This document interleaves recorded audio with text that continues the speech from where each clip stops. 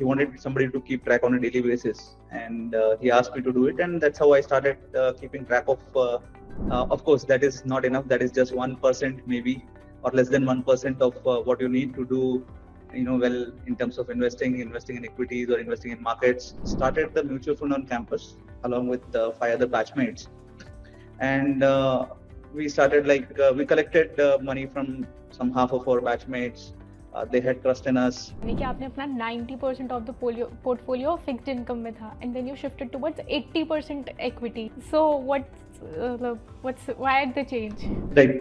Goldman छोड़ने के 3 ही महीने में मैंने पूरा रिस्ट्रक्चरिंग किया. From 90% fixed income I went into.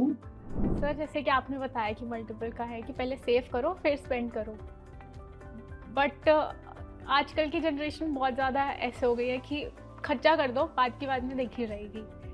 तो मतलब वो समझाना लोगों को कि कैसा डिफिकल्ट होता होगा, कैसे आप समझाते हो क्लाइंट्स को? राइट. तो देखिए, जैसे मैंने कहा कि हम ट्रेडिशनल एडवाइजर्स की तरह हम कह ही नहीं रहे कि आप खर्चा मत करो. हम कह रहे हैं आप करो खर्चा, आप अपने एस्पिरेशन फुलफिल करो, बस आप उसको एक प्रूडेंट तरीके से करो. आप जो ये ईएमआई के चक्कर में पड़ रहे हो, उस चक्के को आप बस एक बार आप धक्का मारो. आप ईएमआई की जगह एसआईपी करना शुरू करो. एक बार आपको साइकिल चेंज करना है. उसके बाद ईएमआई भी मंथली पेमेंट है, एसआईपी भी मंथली पेमेंट ही है. तो other sectors we are investing in depending on the valuations. अगर सेक्टर के वैल्यूएशन हमें रीजनेबल लगेंगे, आज की जनरेशन को हम वो एक्सपेक्ट भी नहीं कर सकते, हम वो बोलना भी नहीं चाहते कि हाँ आप बस पैसा बचाते रहिए सिर्फ. क्योंकि देखिए, आपने पैसा बचा लिया बहुत, फिर आपको लगा 60 साल की उम्र में कि इतना पैसा तो है लेकिन मैं उसका कुछ कर नहीं पाया, फायदा क्या है? फिर वो आपकी नेक्स्ट जनरेशन उसको उड़ाएगी. तो उससे अच्छा आप बैलेंस्ड रहिए. फाइनेंशियल डायर सिचुएशन में मत आइए, लेकिन एट द सेम टाइम अपनी जो एस्पिरेशंस हैं.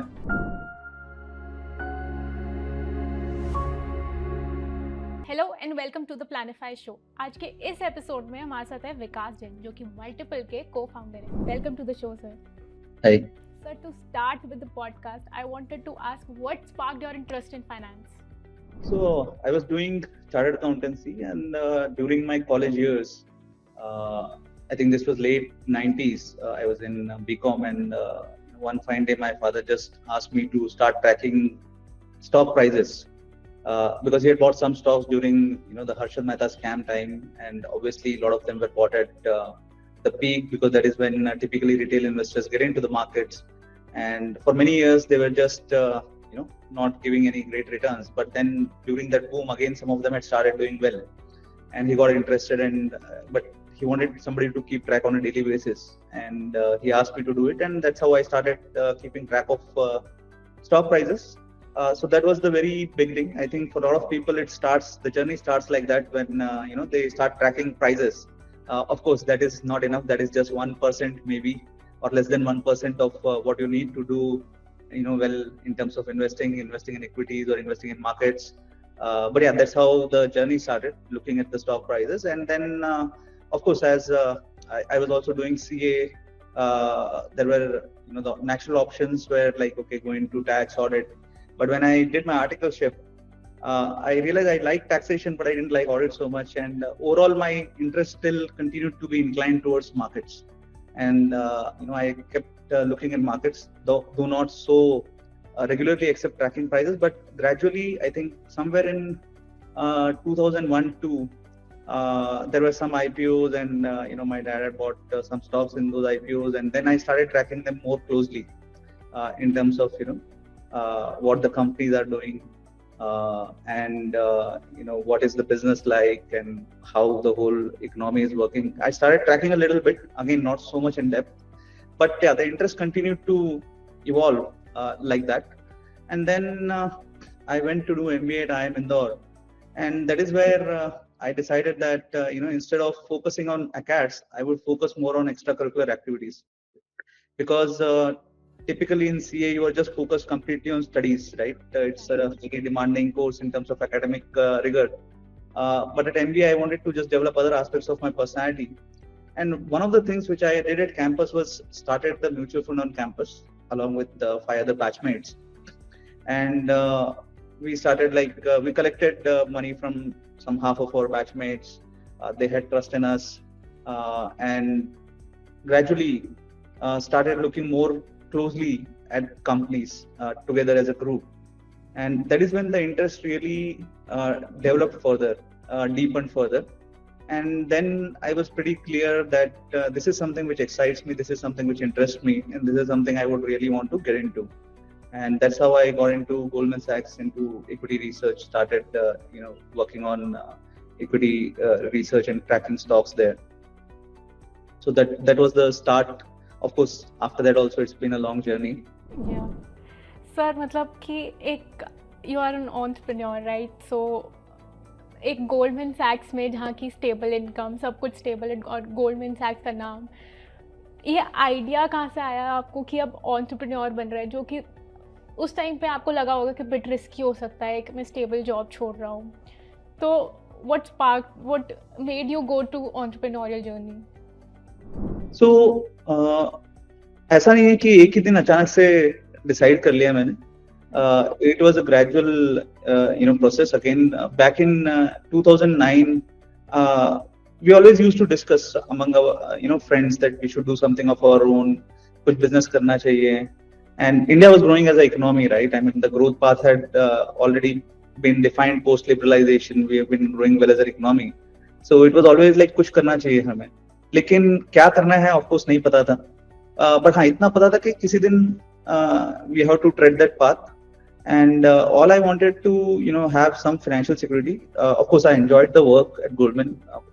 Research में काफी मजा आता था मुझे, and लगता था कि हाँ चलो ये अच्छी कंपनी है, अच्छा काम है. फॉर्चुनेटली मेरे जो सुपीरियर्स भी थे, बॉसेस भी थे, वो भी बहुत अच्छे मुझे मिले. एंड ऐसा कोई रीजन एज सच नहीं था कि मैं जॉब छोड़ूं. अगर मुझे जॉब ही करना होता तो मैं हमेशा गोल्डमैन में ही रहता शायद. लेकिन हाँ ये था हमेशा कि खुद का कुछ करना है. तो जब थोड़ी फाइनेंशियल सिक्योरिटी हो जाए, जो कि मेरे मॉडरेट लाइफस्टाइल के लिए इनफ हो, तो उस समय मैं ये प्लंज ले सकता हूँ. क्योंकि मुझे उस रिग्रेट में नहीं जीना था कि बहुत से बार लोग सोचते हैं कि काश मैं ये कर लेता, काश मैं वो कर लेता. तो 60 साल की उम्र में फिर ये नहीं सोचना कि शायद मैं ये कर लेता तो ये हो जाता, वो कर लेता तो वो हो जाता. तो दैट वाज द आइडिया कि एक बार फाइनेंशियल सिक्योरिटी हो जाए तो then I will quit and think about doing something on my own. जब मैंने छोड़ा था तब मुझे नहीं पता था क्या करने वाला हूँ. बस इतना पता था कि मैं कुछ करूंगा तो मार्केट से रिलेटेड होगा, ओवरऑल पर्सनल फाइनेंस से रिलेटेड होगा. लेकिन एग्जैक्टली क्या वो मुझे नहीं पता था जब मैंने गोल्डमैन छोड़ा था तब. इस जर्नी में आपकी कुछ मिस्टेक्स रही होंगी जो आप अभी भी फॉलो करते होंगे, कुछ ऐसी छोटी मोटी मिस्टेक्स जो आपको अभी भी हेल्प करती हैं अपने ये जर्नी में? सो मिस्टेक्स तो बहुत सारी होती है, पर हाँ उनसे सीखना और आगे बढ़ना है. और अगर आप इन्वेस्टमेंट्स की बात करें, क्योंकि फोकस हमारा आज इन्वेस्टमेंट्स पे है, तो सभी मिस्टेक्स मैंने भी किए जो एक आम रिटेल इन्वेस्टर करता है. स्पेकुलेटिव एक्टिविटी में इन्वॉल्व होना, डे ट्रेडिंग, एफएनओ, सब कुछ किया है. और मैं ये नहीं कहता कि ट्रेडिंग गलत है या एफएनओ गलत है, लेकिन चाहे वो ट्रेडिंग हो, चाहे एफएनओ हो, चाहे डे ट्रेडिंग हो, चाहे इन्वेस्टमेंट हो, एक चीज जो मुझे रियलाइज हुई है कि जो कि कॉमन है, क्योंकि मेरे मित्र भी हैं जो ट्रेडिंग में हैं, एफएनओ भी करते हैं, but they are full time traders. उनके केस में जब मैं उनसे डिस्कशन भी करता हूँ तो मुझे रियलाइज होता है कि कोई भी फील्ड हो मार्केट का, जो कॉमन चीजें हैं वो ये है कि एक फ्रेमवर्क होना जरूरी है, उसको फॉलो करना डिसिप्लिन से वो जरूरी है, रिस्क मैनेजमेंट जरूरी है. क्योंकि जितने भी मैंने इन फ्रेंड्स से भी बात की जो सक्सेसफुल रहे हैं ट्रेडिंग में, फुल टाइम कर रहे हैं, यही मुझे रियलाइज होता है कि उनका भी फोकस रिटर्न से ज्यादा रिस्क पे होता है, कैपिटल को बचाने पे होता है. तो ये पैरामीटर्स सभी कॉमन है. लेकिन हाँ मुझे जो रियलाइज हुआ कि मेरा जो माइंडसेट है वो एक फंडामेंटल लॉन्ग टर्म इन्वेस्टिंग से ज्यादा अलाइंड है रादर देन ट्रेडिंग या एफएनओ से. क्योंकि मेरा अप्रोच हमेशा रहा है कि थरोली चीजों को देखूं, समझूं और फिर करूं. तो वो एक लॉन्ग टर्म इन्वेस्टिंग में ज्यादा अलाइंड है रादर देन जो spur of the moment decision लेना है ट्रेडिंग में उससे. सर आपके बारे में रिसर्च करते हुए हमने एक चीज जानी कि आपने अपना 90% of the portfolio fixed income में था and then you shifted towards 80% equity. So why the change? Right. तो इसमें एक्चुअली में जब मैं गोल्डमैन में काम कर रहा था तो मैं था इक्विटी रिसर्च में, लेकिन वही मतलब समंदर में है हम, लेकिन पानी पी नहीं सकते, वैसी हालत थी. क्योंकि कंप्लायंस रेस्ट्रिक्शन होते थे, तो जो 150 कंपनीज गोल्डमैन सैक्स कवर करती थी इंडिया में रिसर्च में, उनमें हम इन्वेस्ट कर नहीं सकते थे कंप्लायंस रीजंस की वजह से। तो सारी क्रीम कंपनीज तो बाहर हो गई। अब दूसरा ऑप्शन था कि हम म्यूचुअल फंड में इन्वेस्ट करें, और कुछ म्यूचुअल फंड्स में मैंने इन्वेस्ट किया भी था, क्योंकि जो फंड मैनेजर्स थे some of them were our clients, and मैं जानता था, तो कॉन्फिडेंस था एक उन मैनेजर्स पे। लेकिन अगेन क्योंकि मैं एक्टिवली वो ट्रैक नहीं कर पा रहा था, जॉब बहुत हेक्टिक था, तो वो कॉन्फिडेंस कभी आया नहीं कि मैं एक बड़ा पैसा लगा दूं उसमें। और fixed income was not a choice, it was just a dream किया, जहाँ पे काफी ज्यादा फोकस है on individuals personal finances and overall personal finances की कैसे उसको देखना चाहिए in light of the risk profile, in light of the time horizon, other objectives and constraints, and overall asset allocation पे फोकस आ गया रिटर्न्स से ज्यादा। तो तब मैंने देखा कि मेरा जो एलोकेशन था वो बहुत ही ज्यादा स्क्यूड था, और मेरे रिक्वायरमेंट्स के हिसाब से 90% fixed income was totally unwarranted. What was really needed was कि हाँ, मेरी जो जरूरतें हैं, जो नियर टर्म की, जो मेरे इमरजेंसी फंडिंग की रिक्वायरमेंट है, उसके लिए मुझे फिक्स्ड इनकम में पैसा रखना है। लेकिन उसके अलावा जो पैसा है वो लॉन्ग टर्म में ही मुझे चाहिए, तो उसको फिक्स्ड इनकम में रखने का कोई फायदा नहीं था। And that is how Goldman छोड़ने के 3 ही महीने में मैंने पूरा रिस्ट्रक्चरिंग किया। From 90% fixed income I went into 80% equity, because मुझे रियलाइज हुआ कि ये पैसा मुझे अगले 3 से 5 साल में नहीं चाहिए। तो उस हिसाब से वो रीएलोकेशन मैंने किया। तो it was more about relocation rather than a bold risky call. Risk appetite था हमेशा से, ऐसा नहीं था कि इक्विटी में इन्वेस्ट नहीं करना है या इक्विटी से दूर रहना है। इक्विटी में इन्वेस्ट करना था, जस्ट दैट एक वो सिचुएशनल रिक्वायरमेंट थी कि कंप्लायंस वगैरह के हिसाब से कर नहीं पा रहा था। तो जैसे ही वो ऑप्शन मुझे मिला, क्योंकि वो compliance requirement were not there any more, अब मेरे पास टाइम भी था, समय भी था ट्रैक करने के लिए, तो वो शिफ्ट मैंने किया। सर, हमने एसेट एलोकेशन की बात करी, तो एसेट एलोकेशन आपके हिसाब से मतलब क्या एक प्रेफरेबल एसेट एलोकेशन होना चाहिए एक नॉर्मल इन्वेस्टर के लिए? राइट। तो अभी देखिए, बहुत सारे थंब रूल्स होते हैं कि आपको इक्विटी में 100 माइनस एज उतना परसेंटेज आपका इक्विटी में होना चाहिए। देन ऐसे भी पोर्टफोलियोज होते हैं कि 60-40 हो, 80-20 हो। लेकिन ये सब ठीक है, ब्रॉडली हो सकता है, there might be some research for certain segment, certain cohorts, it might work. लेकिन आमतौर पे हर आदमी के लिए जो जरूरतें वो अलग होती हैं, right. Personal finance at the end of the day is personal. Personal finance उसको कहा ही इसलिए गया क्योंकि वो आपसे पर्सनल रिलेटेड है। वो एक one size fits all approach से नहीं देखा जा सकता। आपकी जरूरत अलग हो सकती है। हो सकता है किसी की रिक्वायरमेंट उस समय जब मैंने ये मेरा रिस्ट्रक्चरिंग किया, हो सकता है कोई और जो कई महीने में मेरे से सिमिलर हो, लेकिन पर्सनल फाइनेंस के मामले में उसकी रिक्वायरमेंट ऐसी हो कि उसके लिए शायद 20% equity would be more suitable, not 80। तो वो हर इंडिविजुअल के हिसाब से हमें देखना पड़ेगा। And in a growing country like India, जहाँ पे अभी भी हम इकोनॉमिक ग्रोथ के स्टेज में, अर्ली स्टेज में ही हैं, अभी भी हम डेवलपिंग इकोनॉमी ही हैं, जो फैक्टर्स इन प्लेस हैं ग्रोथ के लिए, चाहे वो डेमोग्राफिक्स हो, चाहे डिमांड पेनिट्रेशन हो, अभी भी बहुत लो है demand penetration for many sectors. Democracy ठीक है हमारी बहुत नॉइजी है, लेकिन at the end of the day somehow it works.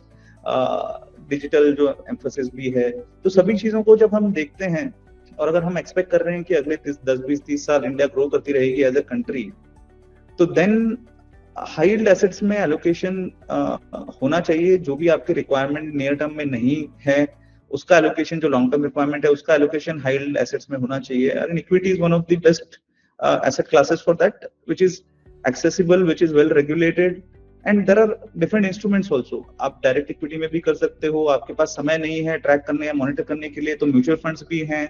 अगर आप हायर टिकट में करना चाहो तो पीएमएसएस और एआईएफ्स भी हैं। तो ऑप्शंस हैं to invest in equity market in the high yielding assets, and all of these are well regulated instruments. तो उस हिसाब से एक अच्छा एलोकेशन इक्विटी में होना चाहिए। एंड मेरा जो बिलीफ है वो ये है कि जो भी आपके अगले 3 साल की रिक्वायरमेंट है, उसको आपको सेफर इंस्ट्रूमेंट्स में रखना चाहिए। आपका कोई शॉर्ट टर्म गोल आ रहा है, आपको 1 साल बाद कोई गाड़ी खरीदनी है, या 1 साल बाद आपको कुछ घर का डाउन पेमेंट करना है, 2 साल बाद, तो वो सब आप सेफर इंस्ट्रूमेंट में रखिए। लेकिन जो पैसा आपको अगले 3 साल नहीं चाहिए, उसको आप लॉन्ग टर्म इक्विटी में रखें। ऑफ कोर्स आप इमरजेंसी फंडिंग भी रखिए पहले, तो कुछ भी इमरजेंसी में जरूरत पड़ जाए। अगेन कितना रखना चाहिए, 3 महीने के एक्सपेंसेस भी आप रख सकते हैं, या 3 महीने की इनकम रख सकते हैं, या 6 महीने का रख सकते हैं, या 12 महीने का रख सकते हैं। वो आपके कंफर्ट लेवल पे है कि जो चीज आपको पीस ऑफ माइंड दे, आप रात को चैन से सो सको, उतना पैसा आप इमरजेंसी के हिसाब से साइड में रखिए। और उसके अलावा जो अगले 3 साल में आपके शॉर्ट टर्म गोल्स आ रहे हैं, उसके लिए आप साइड में रखिए पैसा।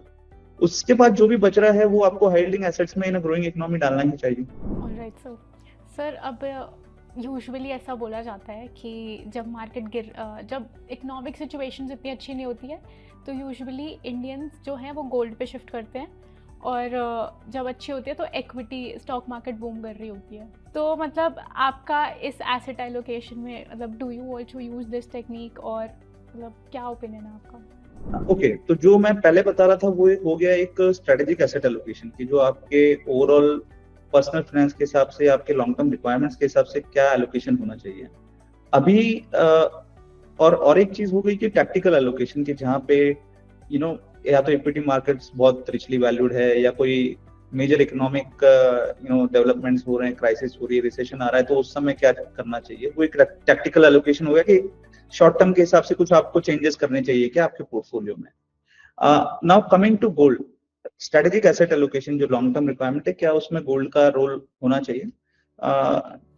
डेफिनेटली आप रख सकते हैं gold as an instrument in your overall portfolio. बहुत ज्यादा हम रिकमेंड नहीं करते, लेकिन एनीवेयर बिटवीन से 5 to 15-20% आप रख सकते हैं, because it does provide diversification, it does provide stability in times of volatility or economic uncertainty.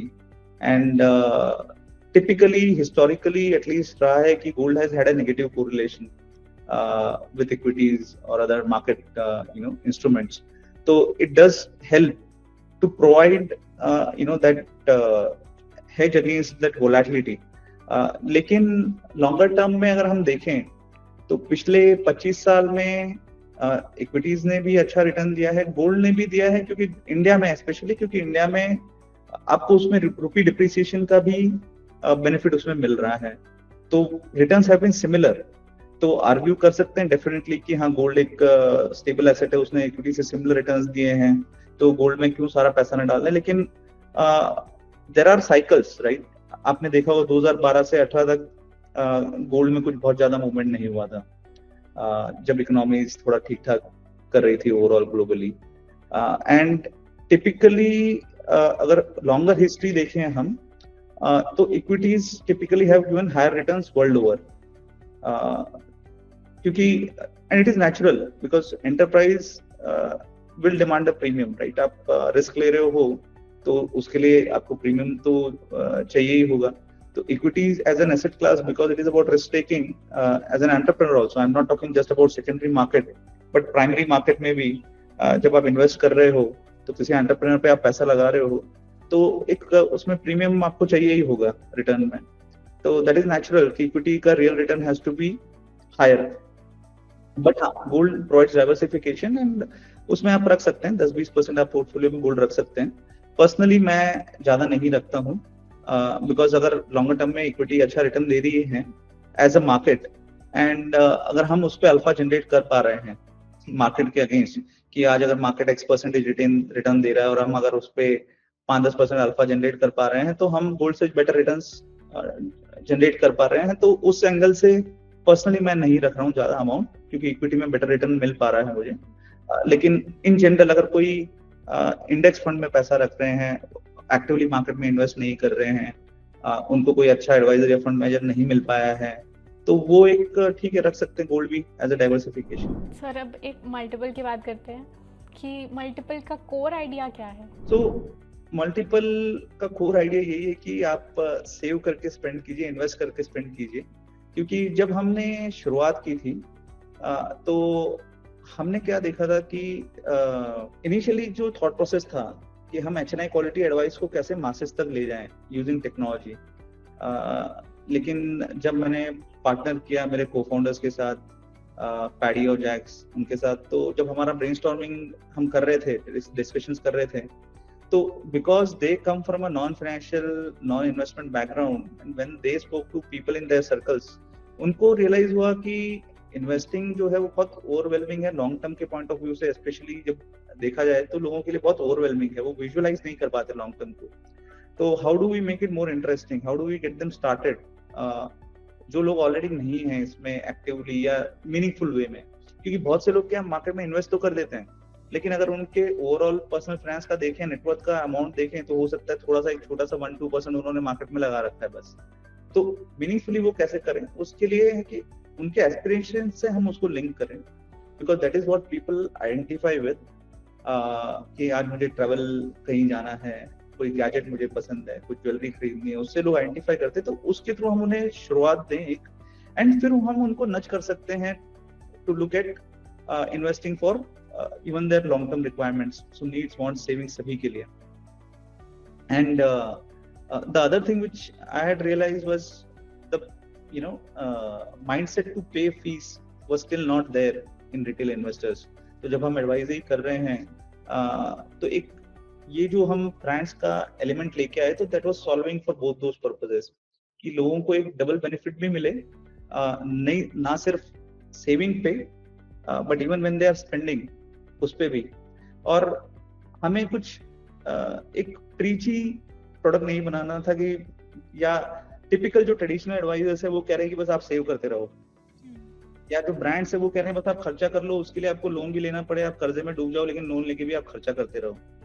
So what we are trying to do is की बैलेंस दैट, क्योंकि लोगों के एस्पिरेशंस होते हैं, एस्पिरेशंस फुलफिल करना चाहते हैं, स्पेशली यंगस्टर्स जो एक पोस्ट लिबरलाइजेशन जनरेशन है, जेन ज़ी मिलेनियल्स जो हैं, वो चाहते हैं हमारे एस्पिरेशंस फुलफिल हों, लेकिन उस एस्पिरेशंस को एक प्रूडेंट तरीके से फुलफिल किया जाए। वो मल्टीपल चाह रहा है through this concept of spend wasting, invest to spend is what spend wasting is all about. तो आप इन्वेस्ट कीजिए, बैंक से बेहतर रिटर्न पाइए, और ब्रांड से फ्लैट डिस्काउंट लीजिए विदाउट एनी कैप्स। तो यही कोर प्रोपोजिशन है कि जो डबल धमाका है, better returns than bank and flat discounts from brands. It is मतलब काफ़ी यूनिक आइडिया है ये, और मुझे खुद को सुन के काफ़ी अच्छा लगा। तो हाउ डू यू, मतलब इन्वेस्टमेंट स्ट्रैटेजीज क्या होती है, मतलब इसकी कि कैसे एलोकेट करते हो आप? राइट, तो इसमें देखिए, जो हम 4 पैरामीटर्स प्राइमरीली देखते हैं कि जब कोई इन्वेस्टमेंट्स या गोल आप बना रहे हैं, तो रिस्क प्रोफाइल, जो time horizon of the goal है, और जो अमाउंट ऑफ द गोल है, and the current market valuations as per our proprietary market valuation model, उसके हिसाब से कितना रिस्की है इक्विटी में पैसा डालना, अकॉर्डिंगली हम एलोकेशन सजेस्ट करते हैं। तो फॉर एग्जांपल, पिछले साल जब मार्केट्स एकदम रिचली वैल्यूड थे, या इवन अभी भी काफी segments of market richly valued हैं, तो अगर कोई शॉर्ट टर्म गोल है तो उसके लिए हम इक्विटी फंड्स नहीं दे सकते। कई बार होता था 6-8 महीने पहले यूजर्स हमें कहते थे कि आप स्मॉल कैप फंड क्यों नहीं दे रहे। मैंने पूछा आपका गोल कितने पीरियड का है? 6 महीने 12 महीने। अब 6 महीने 12 महीने के लिए स्मॉल कैप के मैं इक्विटी भी नहीं दूंगा, क्योंकि मार्केट वैल्यूएशन इतने रिच हैं, तो ऑब्वियसली मुझे डेट एलोकेशन देना पड़ेगा, लिक्विड फंड्स देने पड़ेंगे। तो ये वैल्यूएशन भी एक इम्पॉर्टेंट एलिमेंट है यहाँ पे एलोकेशन करने का।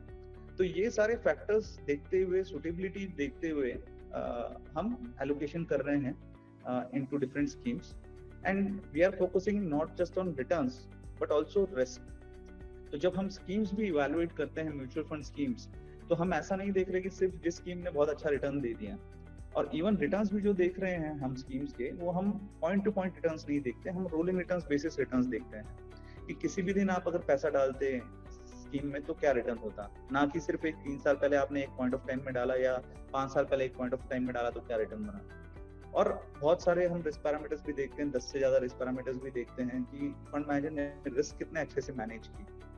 तो दो ही चीजों पे हम फोकस रखते हैं, और वो जो फिलॉसफी है वो है safety, liquidity and returns.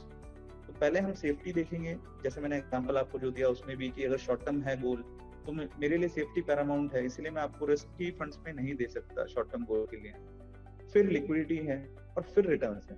Alright sir, जैसे कि आपने बताया कि मल्टीपल का है कि पहले सेव करो फिर स्पेंड करो, बट आजकल की जनरेशन बहुत ज़्यादा ऐसे हो गई है कि खर्चा कर दो, बाद की बाद में देखी रहेगी। तो मतलब वो समझाना लोगों को कैसा डिफिकल्ट होता होगा, कैसे आप समझाते हो क्लाइंट्स को? राइट। तो देखिए, जैसे मैंने कहा कि हम ट्रेडिशनल एडवाइजर्स की तरह हम कह ही नहीं रहे कि आप खर्चा मत करो। हम कह रहे हैं आप करो खर्चा, आप अपने एस्पिरेशन फुलफिल करो, बस आप उसको एक प्रूडेंट तरीके से करो। आप जो ये ईएमआई के चक्कर में पड़ रहे हो, उस चक्के को आप बस एक बार आप धक्का मारो, आप ईएमआई की जगह एसआईपी करना शुरू करो। एक बार आपको साइकिल चेंज करना है, उसके बाद ईएमआई भी मंथली पेमेंट है, एसआईपी भी मंथली पेमेंट ही है। बट एक बार आपने वो साइकिल घुमा दिया ईएमआई से एसआईपी की तरफ, तो वो तो बाद में सेम ही जर्नी है।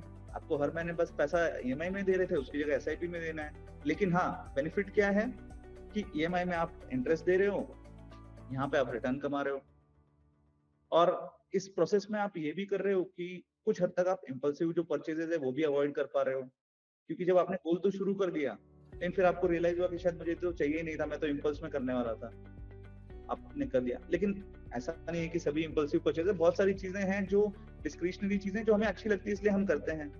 किसी को ट्रैवल करना पसंद है, किसी को गैजेट्स पसंद है, वो इसलिए कर रहे हैं, सिर्फ इसलिए नहीं कर रहे कि खाली इम्पल्स से कर रहे हैं या देखा देखी कर रहे हैं, जो कि भी होता है बहुत बार। लेकिन ये भी है कि जेन्युइनली भी लोग चाहते हैं करना। तो जो जेन्युइनली करना भी चाह रहे हैं, तो उनके लिए ये एक अगेन इन्वेस्टमेंट करने से रिटर्न आपको बेहतर मिल रहा है, और आपको ब्रांड डिस्काउंट भी हम अच्छा ला के दे रहे हैं कि आपको जाके सर्च नहीं करना है हर बार कि कौन सा ब्रांड अच्छा डिस्काउंट मुझे देगा, मैं जाके ढूंढता रहूं। तो आपका टाइम बच रहा है दोनों ही फ्रंट्स पे, in terms of generating better return and better discount, and in doing it in a better way, still fulfilling your aspirations. And हाँ, ये चीज भी हमें रियलाइज होती है कि हाँ, इंस्टेंट ग्रेटिफिकेशन से हम लड़ना नहीं चाह रहे हैं। हम ये नहीं कह रहे हैं कि इंस्टेंट ग्रेटिफिकेशन से लड़ना है। उसके लिए हमने एक ओपन गोल भी बनाया है, जिसमें आप सेव कर सकते हो, और जब आपको जरूरत लग रही है तब आप उसमें डिप करके आप परचेज भी कर सकते हो। ऐसा जरूरी नहीं है कि हाँ, आपको एक 12 महीने का गोल बनाना है फिर उसके बाद ही आप कर सकते हो, या 6 महीने का गोल बनाना है उसके बाद ही आप कर सकते हो। अगर आप ऑलरेडी सेव कर रहे हो और आपको लगा कि हाँ, मुझे एक गैजेट पसंद आया है, मुझे अच्छा लग रहा है, मुझे जरूरत है, मुझे स्पेंड करना है, आप उस फंड में डिप करके, गोल में डिप करके आप जितना अमाउंट आपको चाहिए, आपने 1 लाख सेव किया, आपको 50,000 चाहिए, आप 50,000 निकाल लो, आप खर्चा कर लो। लेकिन इससे होगा क्या कि आप जो डेट ट्रैप में फंसने का चांस है वो आपका नहीं रहेगा, and more prudently with better returns and better discounts आप अपने एस्पिरेशंस मीट कर पाओगे। सर, अब क्लाइंट्स की कई बार नीड होती है कि अब इक्विटी बहुत ज़्यादा बूम करे या कोई शेयर बहुत ज़्यादा बूम करे, बट इसका रिस्क मतलब इतना रिस्क एपेटाइट नहीं है क्लाइंट का।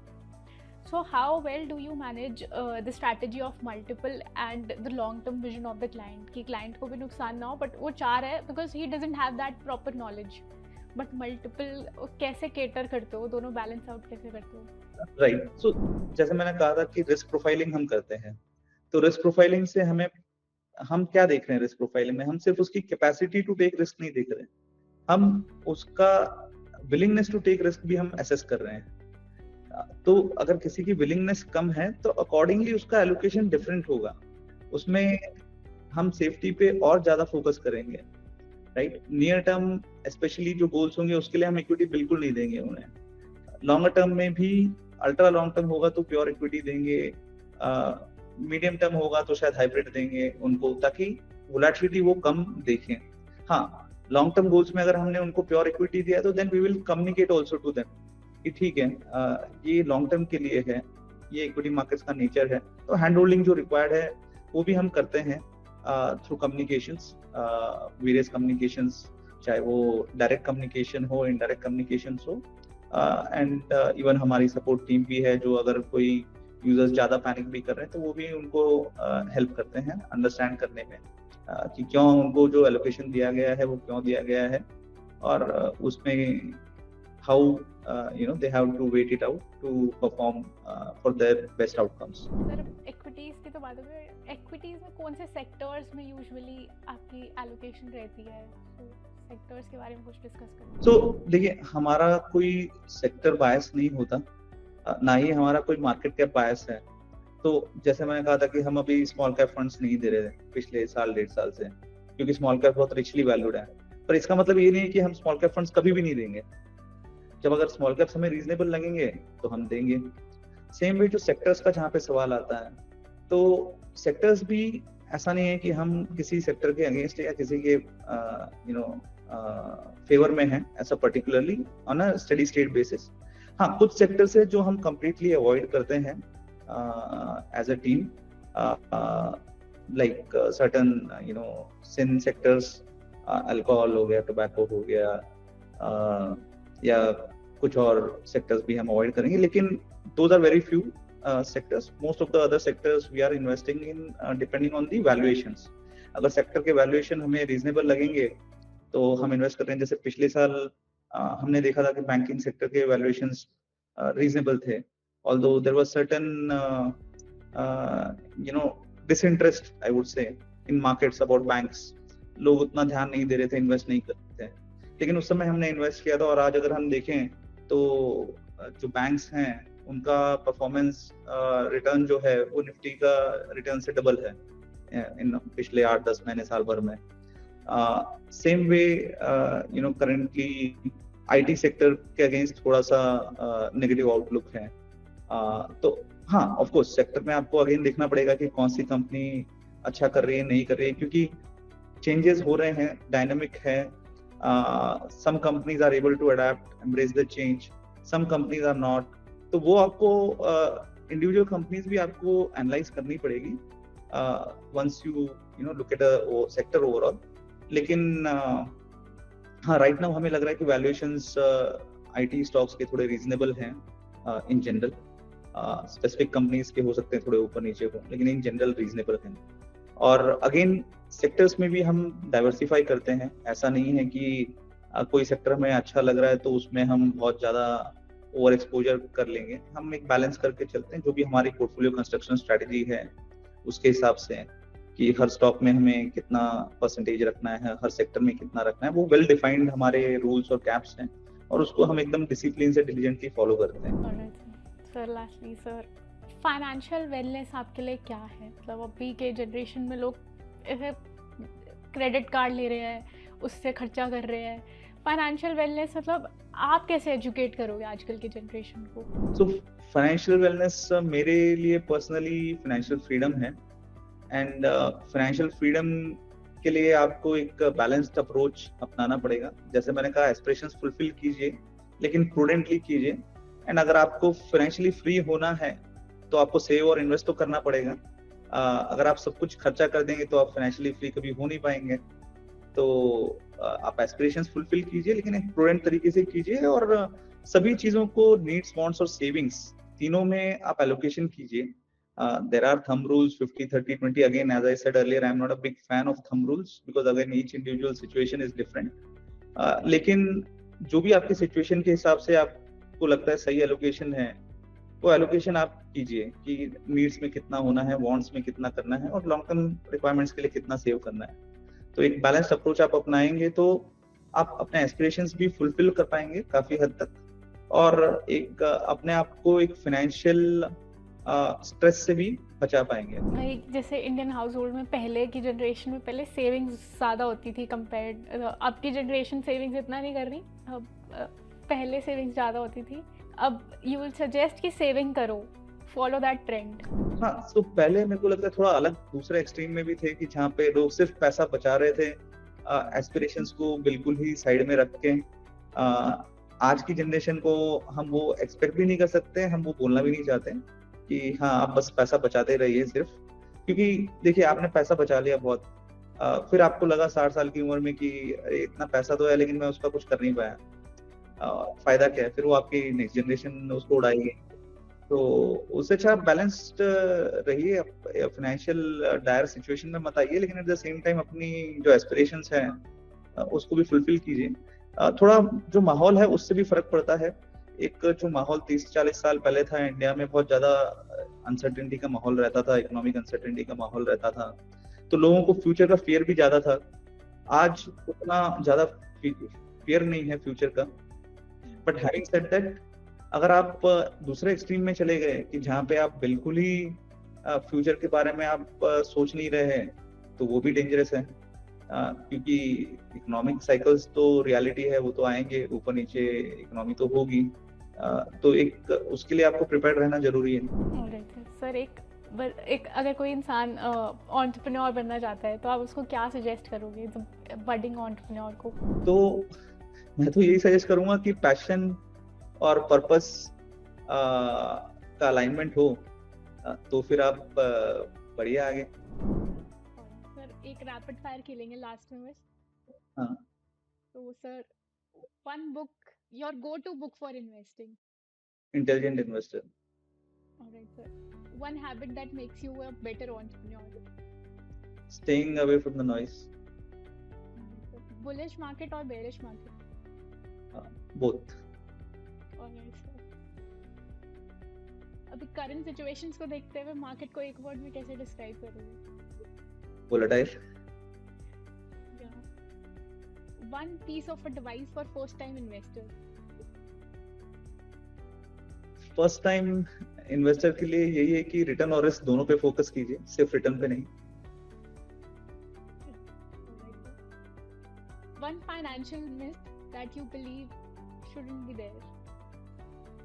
Stock markets is a place to make quick and easy money. Yeah, definitely. Yeah, that's it for today, sir. Thank you so much for joining us. It was great learning from you. Thank you for having me. Thank you, sir. Thank you.